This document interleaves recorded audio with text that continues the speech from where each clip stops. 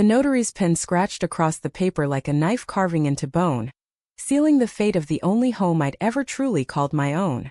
I stared at the signature line, my hand trembling, the ink blurring as hot tears hit the page.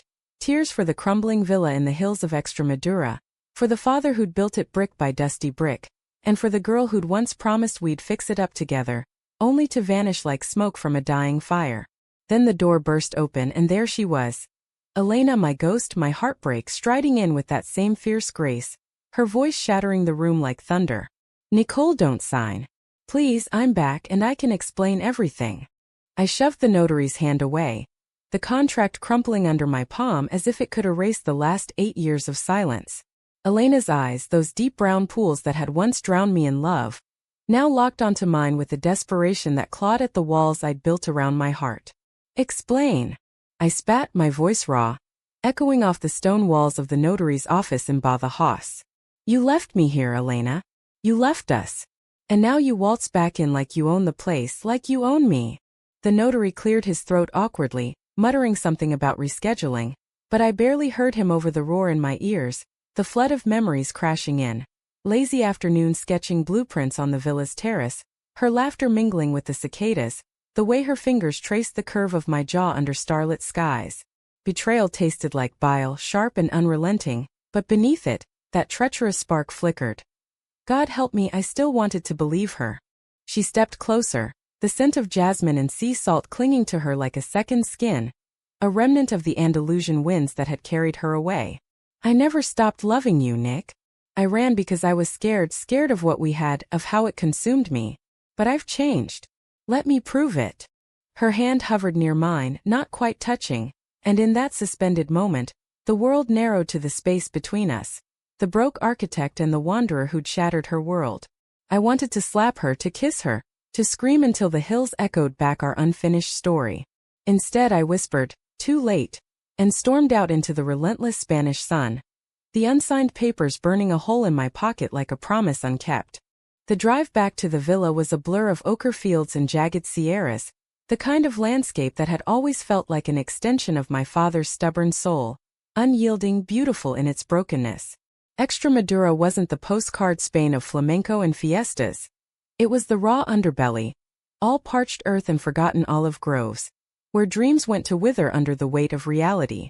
I'd come back 6 months ago, after Dad's heart gave out mid-argument with a stubborn beam in the old barn, leaving me with a pile of blueprints, a mountain of debt, and this godforsaken house that ate money like termites on teak. Architecture school in Chicago had promised skyscrapers and acclaim, but life had other plans. A recession that gutted firms, a freelance gig that fizzled, and now me, 34 and scraping by on odd jobs restoring fincas for expat retirees who romanticized poverty. The villa loomed at the end of the rutted dirt road, its terracotta roof sagging like an old man's shoulders, vines clawing up the stucco walls as if trying to pull it back into the earth. I parked the battered Renault, Dad's old clunker, which I'd sworn to keep running out of spite, and slammed the door hard enough to rattle the chassis. Inside, the air was thick with dust and the faint tang of olive oil from the press he'd jury-rigged in the cellar. I dropped my bag in the foyer, where faded photos lined the mantel. Me at 12, gap-toothed and grinning beside Dad, his calloused hand on my shoulder.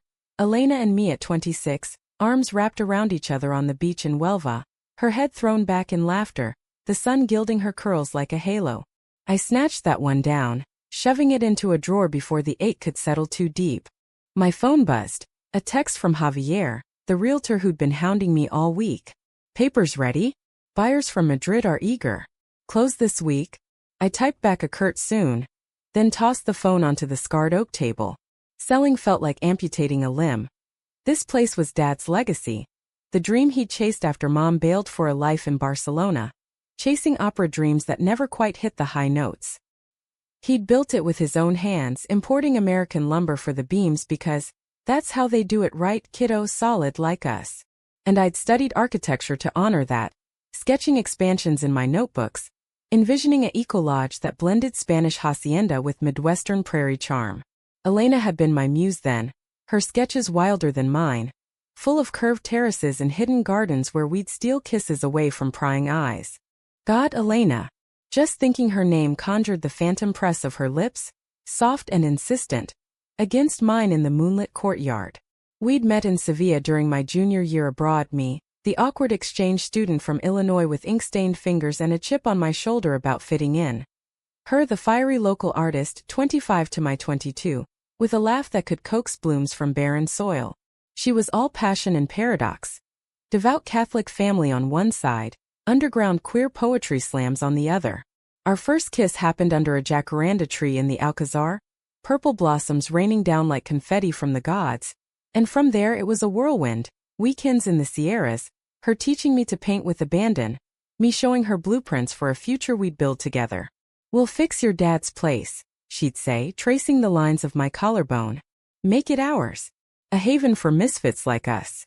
But havens crumble. 6 months after graduation, as I packed for Chicago, she confessed her fears. The family pressure to marry a cousin from Caceres, the whispers in her village about that American girl who turned her head. "I love you, Nick, but I can't breathe here," she'd sobbed into my neck that last night, the villa's walls closing in like judgment. I begged her to come with me, visas, jobs, we'd figure it out. Instead, she slipped away at dawn, leaving a note on the kitchen table. "I'm sorry. Be free." Free. What a joke. I'd spent years chasing that illusion, nights in dingy Wrigleyville bars, drowning regret in cheap Malbec, dating women who were echoes but never the original. Architecture jobs dried up, Dad's calls grew friendlier, and when he passed, I fled back to Spain, to the villa, to pick up the pieces he couldn't. A knock at the door jolted me from the reverie. My heart lurched. "Elena?"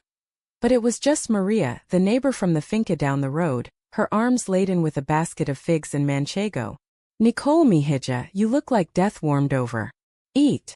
She was 60-something, widowed like Dad had been, with a no-nonsense warmth that reminded me of Midwestern farm wives. I'd hired her for odd jobs, cleaning, cooking, mostly to have someone who spoke more English than Spanish, a lifeline to sanity. "Thanks, Maria. Rough day." I took the basket, forcing a smile as she bustled in, wiping her hands on her apron. "Rough?" That notary called, said some woman caused a scene. Old flame. Her eyes twinkled with that infuriating intuition of hers. I busied myself slicing cheese, the knife biting too deep into the wood. "Something like that. Doesn't matter. House sells, I go back to Chicago, start over." She clucked her tongue, pouring us both glasses of her homemade vermouth. "Start over? This land's in your blood now, Nina. Your father didn't build for selling. He built for living." We sat on the sagging porch, the sun dipping low, painting the groves in hues of burnt orange. Maria spun tales of her youth, lovers lost to the sea, a marriage that mended like cracked pottery, and for a moment the weight lifted. But as twilight deepened, headlights pierced the dusk. A sleek Audi crawling up the drive, unmistakable even in the gloom. "Elena." She stepped out, silhouetted against the headlights, a bottle of Rioja in one hand, her other clutching a worn leather satchel. "Nick, wait, hear me out. I drove all night from Madrid." Maria raised an eyebrow, murmuring buena suerte, as she slipped inside, leaving me alone with the storm on 2 legs. "What do you want, Elena?" "Absolution. A tour of the ruins before I torched them."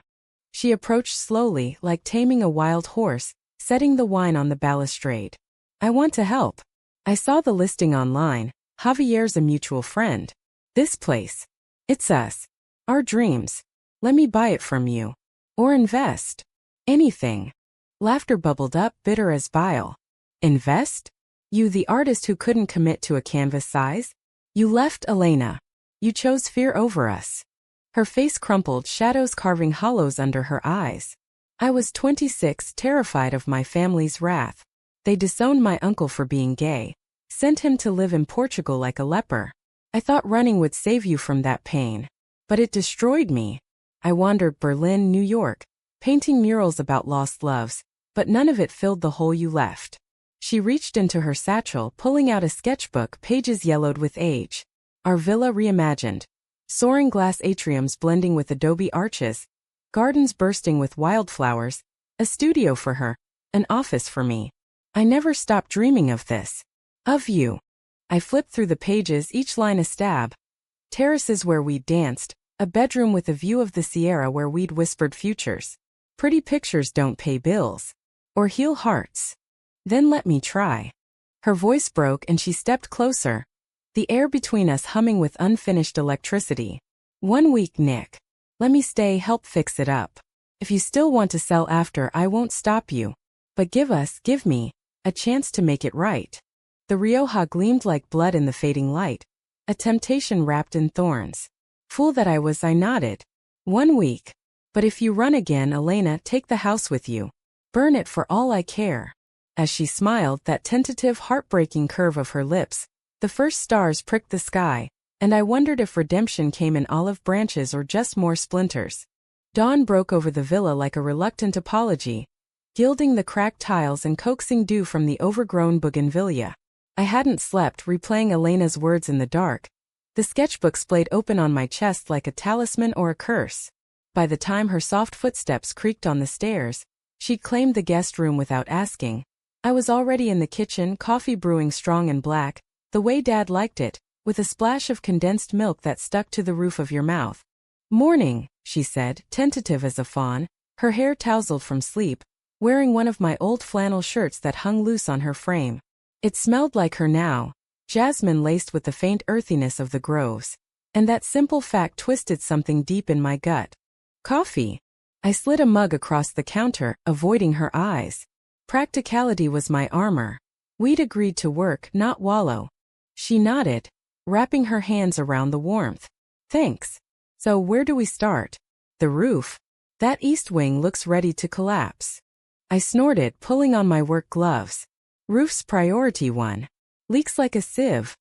Ruined half the library last winter. Grab the ladder from the barn. I'll fetch the tarps. We fell into rhythm outside. A ghost of the partnership we'd once been. Elena hauled buckets of sealant with surprising grit, her artist's hands calloused now from years of odd jobs. Mural restoration in Florence, set design in Ella. She'd confessed over the ladder, each story a breadcrumb of her absence. I climbed the slopes, patching fissures with the precision of someone who designed bridges in theory, but never mended a heart.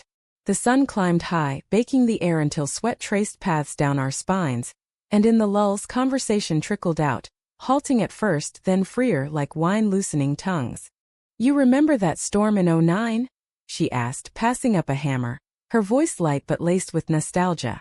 The one that flooded the cellar? We bailed water till midnight, then made love on the wet stone floor.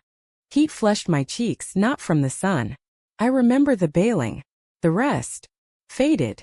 A lie but necessary. Vulnerability was a luxury I couldn't afford. Not with the buyers circling like vultures. She paused, hammer mid-swing. It didn't fade for me. Every mural I painted had your lines in it. Straight edges softening into curves like you shaped me. Her gaze held mine, steady and searching, and for a heartbeat, the ladder felt like a bridge, not a barrier. But bridges burn. That afternoon, as we broke for lunch on the terrace, Maria's gazpacho cooling our throats, Javier called. Nicole, the Madrid couple upped their offer. 20% more. Signed tomorrow. I glanced at Elena, wiping tomato from her chin with a napkin, her laugh pealing like bells. Hold off a day, I told him, hanging up before doubt could creep in. She deserved that much, the week, the work. But as we tackled the east wing after siesta, prying loose the rotted beams Dad had cursed for years, the past clawed its way up like roots through concrete. Found something. Elena called from the crawl space, her voice muffled. She emerged dusty and triumphant, cradling a metal box rusted at the edges. We knelt in the debris, prying it open. Letters yellowed and tied with twine. A locket with Mom's photo, her eyes so like mine. And at the bottom a stack of sketches, not Dad's but hers. Elena's early work from our Sevilla days, hidden here after she'd left. Why do you stash them? I asked, fingers tracing a drawing of the two of us, entwined under the jacaranda. She swallowed hard, dust motes dancing in the slant of light. I snuck back once after you went to Chicago. Wanted to leave something. Piece of us. But I chickened out, hid it instead. Coward, remember. The word hung heavy and I set the box down, the air thickening with unsaid accusations. Cowardice has a long shadow, Elena. It followed me across an ocean, nights wondering if you died or worse, forgotten. I dated, tried to move on, but every woman was a pale sketch of you. And Dad. He saw it the way I unraveled. Build something solid, Nick. He'd say, but how when the foundation was cracked? Tears welled in her eyes, spilling over as she gripped my hand. I know. I saw your posts, Insta, those blueprint shares from Chicago. You were thriving, or so it seemed. But I was in New York, waitressing at a queer cafe, painting in a closet-sized studio, haunted by what I'd thrown away. Then I got the call, your dad in the hospital. I flew back, but you weren't there. He told me to stay away, said you'd earned your peace. Dad. Protecting me even on his deathbed. The revelation stung. A fresh betrayal layered over the old. He never mentioned you. Just encouraged the sale. Said it was time to let go. We sat amid the rubble, the box between us like a confessional. Her thumb brushed my knuckles, a spark that traveled up my arm, igniting embers I'd long thought cold. I'm not running now, Nick. I've got savings from a gallery show in Madrid, enough to partner with you. Turn this into that eco-lodge we dreamed. For lost souls like us. The offer dangled, tempting as forbidden fruit. But trust was a fragile arch, and mine had collapsed once. Partners? After everything. Try me. She leaned in, forehead to mine, breath mingling in the dusty air. No kiss, just presence, a quiet plea that echoed the villa's bones. I pulled back, nodding toward the beams. Work first. Words later. As dusk fell, we sealed the last patch, the wing standing a little straighter, like hope testing its legs. Maria arrived with empanadas, eyeing us with sly approval, and over dinner Elena spun tales of her travels. Not the glamorous bits but the grit, busking in Berlin subways, nursing a broken arm after a set collapse in Queens. Laughter came easier, weaving through the clink of forks, and when she sketched a quick vine on a napkin, mimicking my precise lines, something thawed, a crack in the ice. But night brought shadows. Alone in my room, the locket heavy in my palm, I scrolled old emails. Elena's last, unsigned, a poem about wings clipped by love. Then, a new message from Javier. Buyers impatient. Photos attached, renovation vision. They see potential. Attached were mocks. The villa stripped of its soul, turned into a sterile Airbnb. No trace of Dad's quirks or our dreams. Nausea rose and I deleted it, but sleep evaded, haunted by what-ifs. The next morning, conflict brewed with the coffee. Elena was up early, poring over my old blueprints at the table, red penning expansions with her flourish. Look, solar panels here, rainwater harvest there. Sustainable. American ingenuity meets Spanish charm. I snatched the paper, irritation flaring. It's not a game, Elena. This isn't some mural you slap on and walk away from. Dad's debt is real. 80,000 euros eating me alive. Selling clears it, partnering? That's gambling on ghosts. Her face fell, pen clattering down. Ghosts? We're flesh and blood, Nick. I came back for you, not the house. If it's the money. It's everything. I exploded, voice ricocheting off the tiles. You left me questioning my worth, my choices. Chicago was hell because of you. Every design rejected felt like proof I wasn't enough. And now you return, sketches in hand, like that erases the silence. She stood, chair scraping, eyes blazing with that old fire. I questioned too. Every night, wondering if you'd found someone who stayed. But I fought back, therapy in Brooklyn, coming out to my sister over Zoom, building a life that honored what we had. This, she gestured wildly at the villa, is my apology in action. The argument hung electric until Maria's truck rumbled up, breaking the spell. She sensed the storm, wisely dragging Elena off to the market for supplies, leaving me to hammer nails into the porch railing. Each strike a release, a rhythm against the chaos. By afternoon they returned laden with tiles and paint, Elena subdued but determined, and we painted the kitchen walls a soft terracotta, brushes dipping in unison, strokes overlapping like tentative touches. As the sun set, crimson bleeding into indigo, we collapsed on the terrace with Rioja. Truce, she murmured, clinking glasses, her pinky brushing mine. Truce, I echoed, the wine warming the edges of my resolve. But in the quiet, as fireflies sparked like errant thoughts, I glimpsed the truth. Love wasn't a blueprint. It was the messy rebuild, full of splinters and surprises. Yet betrayal's echo lingered. A low hum warning of storms ahead. That night, thunder rolled in from the Atlantic, true to form. Rain lashed the villa, testing our patches, and as leaks sprang in the attic, we raced up with buckets, laughing through the deluge, Her shirt plastered to her skin, my hair a sodden mess. In the frenzy she slipped, tumbling into my arms, our bodies colliding with a jolt that stole breath.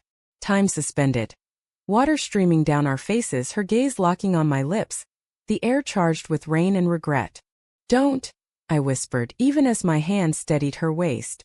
"I won't," she promised, pulling back, but the almost kiss lingered, a question mark etched in the storm.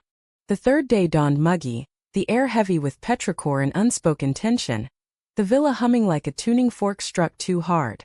Elena and I avoided the attic's near miss over breakfast, tortillas crisped just right, courtesy of Maria's recipe, but it shadowed us, a specter in the steam rising from our plates. "East Garden today," I announced, lacing boots with deliberate tugs. "Overgrown like a jungle. If we clear it, buyers see potential, or we do if." I trailed off. The if was our fragile pact, teetering on the edge of recommitment. She nodded, grabbing shears from the shed, her silence eloquent. The garden had been Dad's pride, once a riot of rosemary and lavender, but neglect had turned it feral, thorns snagging clothes, roots buckling the stone paths like veins under skin. We hacked away in tandem, sweat beading despite the overcast sky. The work a balm for frayed nerves. "Tell me about Chicago," she ventured after an hour, wiping brow with forearm, smearing dirt like war paint. "The real version. Not the Instagram gloss." I paused, secateur mid-snip, the scent of crushed mint sharp in my nostrils. Honesty felt risky, like handing over blueprints to a thief, but the garden demanded truth, each cleared path a confession unearthed. It was isolating. High-rises everywhere, but I felt small. First job was a strip mall in the suburbs, soulless boxes. I poured myself into it, thinking structure could hold me together. But nights? Empty. Dated a professor once, smart steady, but she wanted labels, rings. I bolted, echoing you. Elena winced, thorns drawing a bead of blood on her thumb. She sucked it absently, the gesture intimate, unguarded. Echoes. Yeah. In New York I fell for a curator, older, world-weary. She promised galleries stability. Lasted 6 months till she cheated with an intern. Left me gutted, painting abstracts of shattered glass. That's when I started therapy. Unpacked the family baggage, the fear that love meant loss. We worked on, words flowing freer now. My freelance flops, her mural commissions that paid in exposure not euros. Dad's final days, her anonymous donations to his medical bills. Laughter crept in too, remembering the time we smuggled sangria into a cathedral picnic, or how she'd once dyed my hair blue with kitchen henna, turning me into a rebel Picasso. The garden transformed under our hands, paths re-emerging, roses coaxed from brambles, a stone bench revealed where we'd once carved initials into the armrest. N+E hearts entwined, now weathered but enduring. By midday Javier texted again. "Site visit tomorrow? Buyers flying in." My stomach nodded. The week was half gone, progress tangible but trust still a work in progress.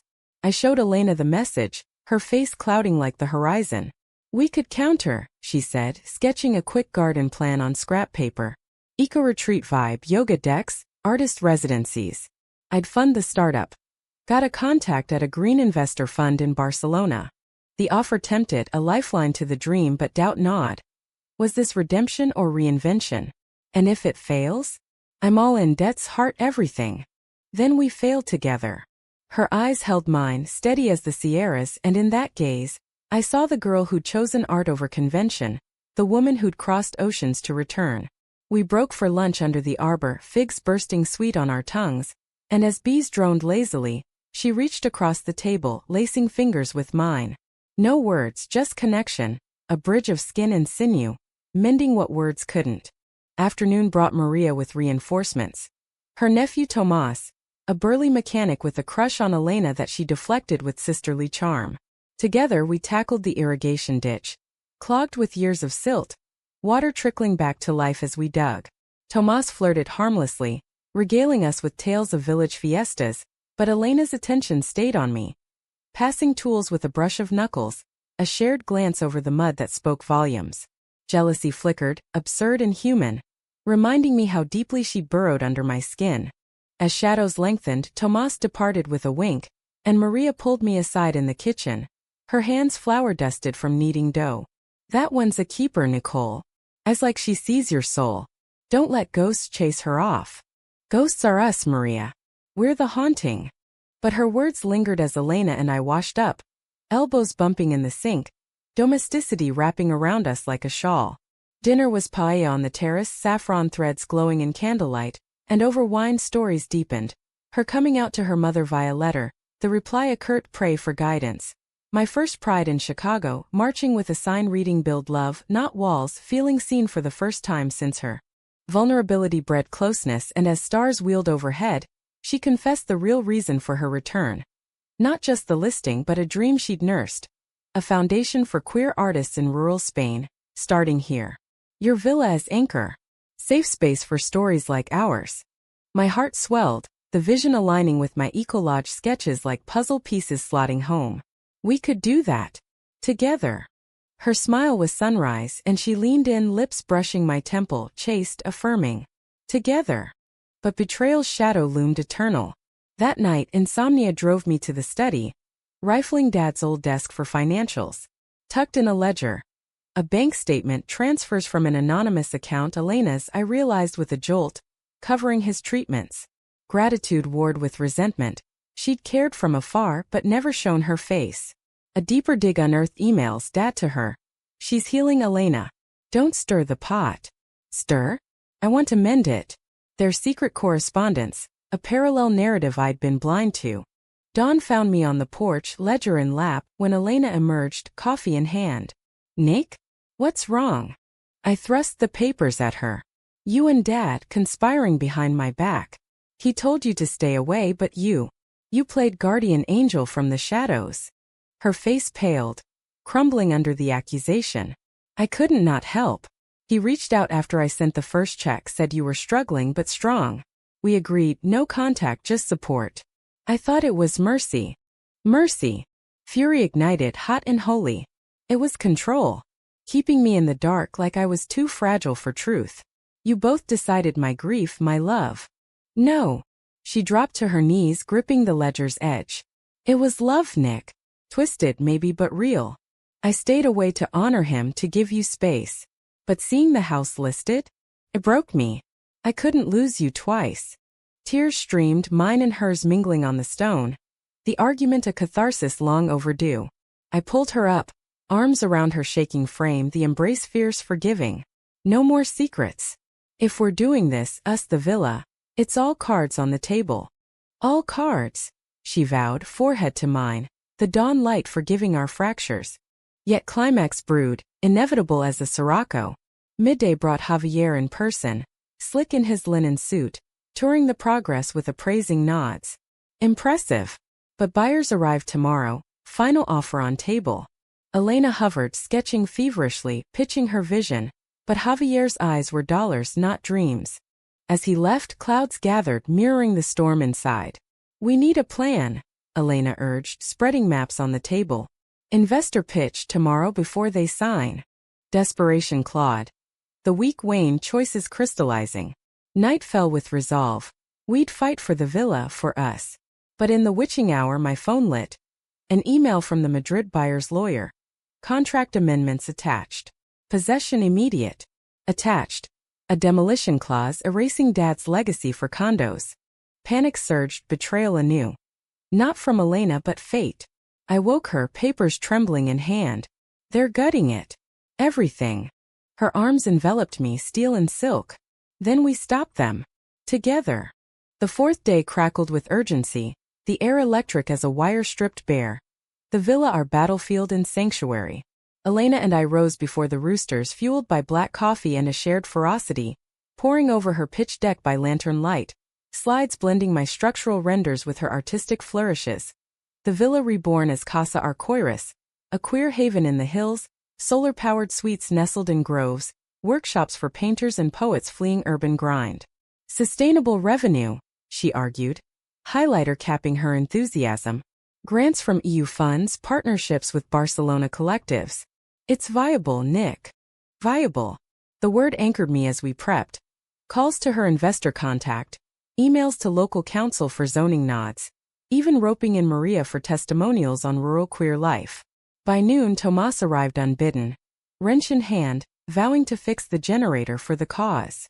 The garden buzzed, neighbors drifting in with tools and tales, an impromptu village council forming around empanada trays. Elena shone, her charisma a magnet, sketching logos on napkins while I crunched numbers, the debt ledger yielding to projections of occupancy rates and ecotourism booms. But beneath the bustle, fear simmered. The Madrid buyer's flight landed at dusk, Javier texting coordinates for the signing. "We intercept," Elena declared, eyes alight. "Pitch at the notaries, show them the future's brighter than their flip." Madness, perhaps, but love's a reckless architect. We loaded the Renault with binders and hope, Maria blessing us with a Medal of the Virgin tucked in the dash. For miracles, Nina's. The drive to Badajoz wound through cork oak forests.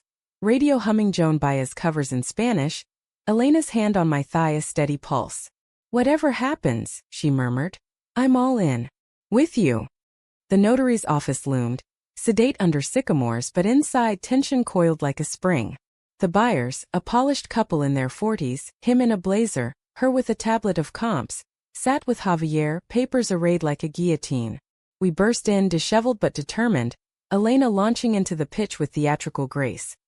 Visuals projected from her laptop onto the wall, voices of imagined guests narrating the slides, queer families finding roots, artists breathing life into stone. The husband blinked, intrigued. The wife leaned forward, querying sustainability metrics. Javier blustered, but momentum shifted, our vision human, theirs transactional. Then the climax. A call from Elena's investor, voice booming over speaker. "I'm in, seed funding, $25K to start." Gasps rippled. The buyers countered with a partnership tease, but Elena held firm, her hand squeezing mine under the table, a lifeline in the fray. It teetered, offers volleying, air thick with stakes, until the wife confessed, voice soft. "We bought our first home young, dreamed big. This honors that." They withdrew, shaking hands with promises of visits. Javier slinking out defeated but billing hours. Elation crashed over us in the parking lot.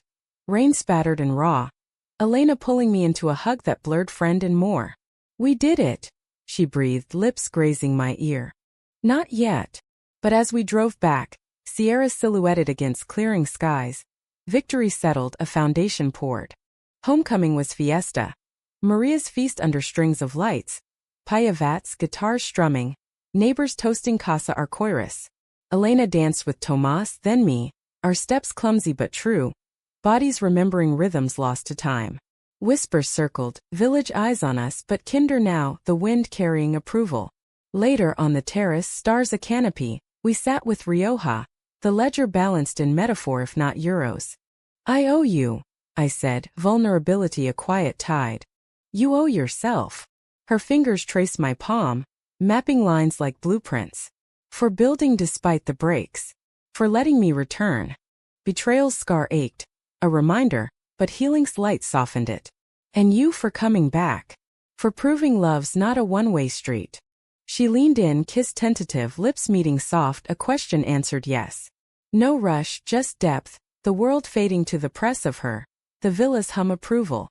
We pulled apart, foreheads touching, breath sinking like waves on Huelva shore. Days blurred into weeks. Permits filed, funding wired, the rebuild a symphony of saws and dreams. Elena stayed, her studio taking shape in the East Wing. Canvases blooming with our shared palette. I designed, she inspired, nights tangled in conversation. Touches evolving from comfort to flame. Held, not consumed, a romance rebuilt on ruins. One evening, months in, as sunset bled gold over the groves, we stood on the new terrace, her arm around my waist. "Question everything?" she teased, echoing the chaos of her return. I smiled, leaning into her. Only to find this. A solid, humanistic grace. Not flawless but whole. The villa endured, a testament, not to perfection but persistence. Dad's spirit lingered in the beams. Mom's locket on the mantle a bridge to forgiveness. Elena and I, misfits mended, built not just walls but windows to light, to love, to whatever storms came next. In Extremadura's embrace, under endless sky, we questioned no more. We simply were.